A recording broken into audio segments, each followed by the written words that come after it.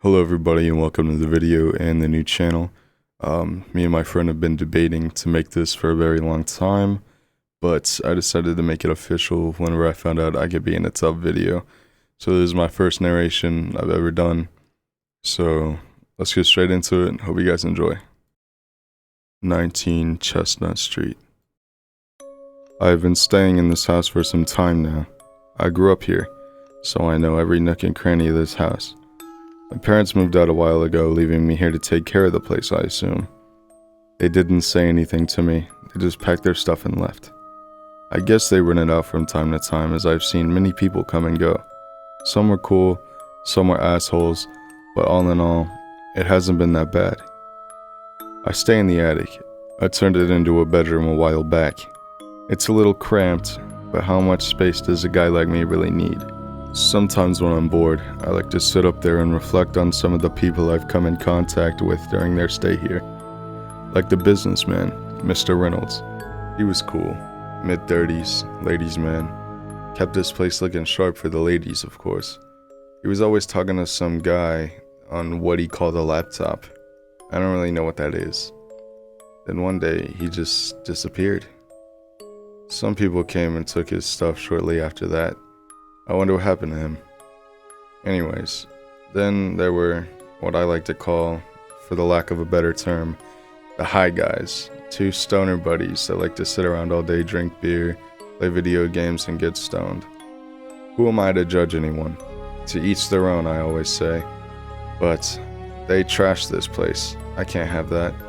I tried everything I could to get them out of there, but they were so high most of the time, they thought I was a hallucination and laughed it off. I stayed in my room the day the cops came to the house and took them away. Who's laughing now? There's been many families moving in and out. None of them really stayed too long. Moms and dads with a couple of kids. Sometimes just mom and kids. Sometimes just dad. Aside from a few screaming matches and the sounds of love making on occasion, we all seem to pretty well get along. I really enjoyed playing with the kids though. They're so much fun. Playing hide and seek, duck duck goose, games like that. It made me feel alive. I really miss those kids. But now there's Susan. She moved in about 6 months ago. Susan is amazing. She's single with no kids, though she does have a cat, Oscar. Oscar doesn't like me. At all. Every time he comes into the room, he stands up, curls his back, and hisses at me, like he's ready to attack. I don't want any trouble, so I just leave Oscar alone. Susan goes to work early every morning and doesn't return till late at night, sometimes after dark. I don't know exactly what she does for a living, but I'm sure I will find out eventually. She spends most of her days just watching Hallmark movies and eating lots of ice cream. I don't understand why, but as pretty as she is, she can do whatever she likes. Susan is about 5'4", late 20s, maybe early 30s, with beautiful long brown hair, these amazing green eyes, and a voice like an angel. It doesn't hurt that she's chunky in all the right places either. Susan may be the most beautiful woman I have ever seen in a long time, but her housekeeping skills have a lot to be desired. It's not that she's a slob or anything. It's just that she doesn't clean up after herself very well.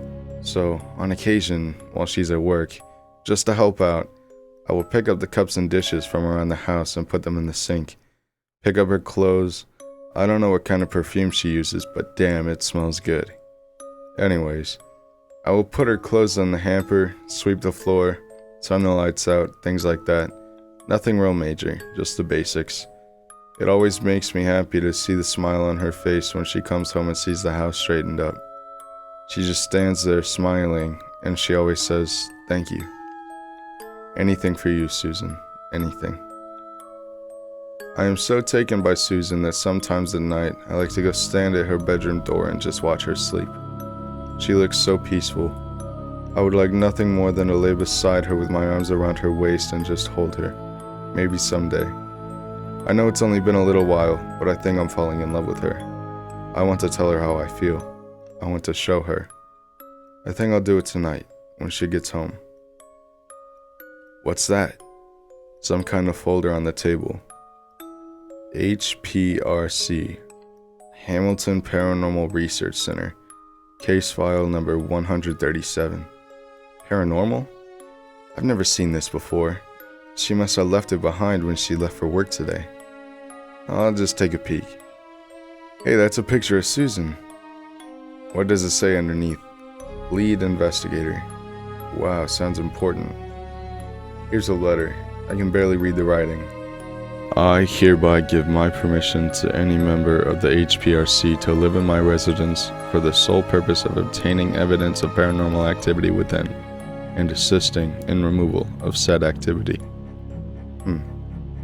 I can't read the signature, but there's that word again. There's more. A newspaper clipping from 1974? What does it say? Yesterday, the only son, Michael, age 17, of respected banker William Bernard, and his wife Emily, was found dead in an apparent accidental fall from the attic door to the hallway below. The cause of death was a broken neck. The incident occurred in their home located at 19 Chestnut Street. Wait, Michael Bernard? That's my name. And that's my address. Those are my parents. What? I'm dead? I can't be dead. I can see, I can feel, I can touch. I remember the fall. I remember getting up. I remember my mother coming up the stairs, crying because I fell. Wait, she wasn't looking at me. She was looking at the dead me on the floor. I remember now. The two men in suits coming over and taking my body away.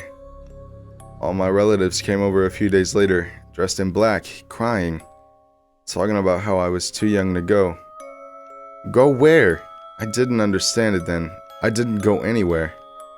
I understand now. I'm a ghost. That explains everything. Why Mr. Reynolds never answered me when I talked to him. He couldn't see me. He couldn't hear me. Why the stoners thought I was a hallucination? Because in their altered state of mind, they could see me, just thought they were imagining it. Why the parents of the children always ask their kids, "Who are you talking to?" then scream at me to leave their kids alone? They couldn't see me either. Why her cat hates me. Why my parents just up and left one day. I thought they left me the house. Come to think of it, I haven't seen them in years. And why Susan was always smiling when I cleaned up? It wasn't because I did it. She was looking for evidence of my existence. She wants to get rid of me. I don't want to leave. I like it here. This is my house. I'm not leaving without a fight. She wants evidence, I'll give her evidence. I really loved her. I helped her. I even tolerated her damn cat. Well, screw all that. I've been nice so far, but after this, no more Mr. Nice Guy. She should be home soon. I'll wait right here, so when she comes through the door, I'll get her. Anyways, that was 19 Chestnut Street, submitted on Reddit by user MP71968. I really hope you guys enjoyed. Make sure to like and subscribe, and Tov, hope you see this, and I hope you decide to let me end the video.